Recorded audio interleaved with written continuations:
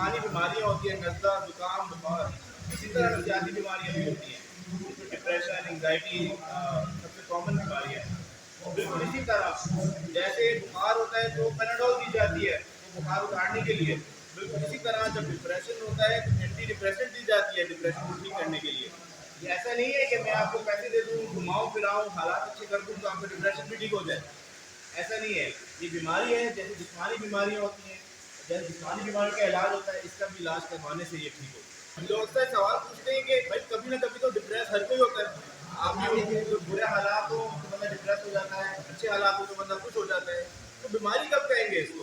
तो जनाब ये लाइन हम वहाँ ड्रॉ करते हैं कि ये डिप्रेशन, ये उदासी, ये घबराहट इतनी बढ़ जाए कि आपकी रोजमर्रा की जिंदगी अफेक्ट हो, आपकी फंक्शनैलिटी अफेक्ट हो। मसलन कि अगर कोई बच्चा पढ़ाई करता है तो अपने स्कूल ना जा सके, कोई फर्द जो है वो जॉब पे ना जा सके, कोई आपस में मियाँ बीवी के बहुत ज़्यादा झगड़े लड़ाई शुरू हो गए कि उनके ताल्लुकात खराब हो गए। तो जब आपकी फंक्शनैलिटी डेली की लाइफ अफेक्ट होना शुरू हो जाए तो मतलब ये नॉर्मल डिप्रेशन नहीं है, ये डिप्रेशन की बीमारी होगी। ये आपके सवाल का जवाब है कि जब आपकी ज़िंदगी अफेक्ट होना शुरू हो जाए, परेशानी हो जाए, काम नहीं कर सके, एक आम बंदा से काम करता है, तो हम इसको कहते हैं कि ये बीमारी है। कहते हैं बीमारी कौन सी है? सेहत बीमारी भी कई किस्म की होती है और कितनी शिद्दत है उस बीमारी की। लेकिन सबसे आप जो रहन के लिए अपनी मरीज के साथ कर सकते हैं तो ये कर सकते हैं कि उनको अस्पताल लेके आए। जैसे दूसरी बीमारियों में होता है, कई साइकेट्रिक इमरजेंसी होती है तो फौरन मरीज को लाना होता है। और इसमें तो बाकी बीमारियों में तो जिस्मानी बीमारियों में तो बंदा खुद परेशान होता है, नफसियाती बीमारी में पूरा घर परेशान होता है। तो इसलिए सबसे पहले फ़ौरन अस्पताल लेके आना चाहिए, उसका इलाज कराना चाहिए। और क्योंकि ये बीमारी है भी बहुत कॉमन, कई रिसर्च के मुताबिक करीब 25% आवाम जो है इस बीमारी का शिकार होती है। आप पाकिस्तान पे फॉर्मूला लगा लें तो 20-22 करोड़ में 5-6 करोड़ लोग बनते हैं जो नफसियाती बीमारी का शिकार है और उनका इलाज करना बहुत ज़रूरी है। पूरा एज ए कौम, पूरी कौम जो है वो आगे बढ़ सके।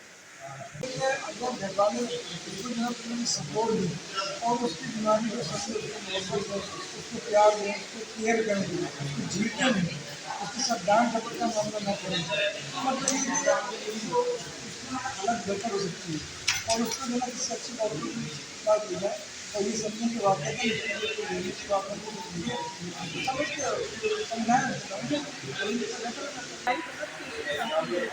ज़्यादातर जो है टाइम वेस्ट करते हैं कि दरगाह पे गए और ऐसे ही कर पाते हैं घर पे पहली बात तो ये है कि लोग जो है वो खर्च ना करें और ये फैसिलिटी जाम कर रहा है।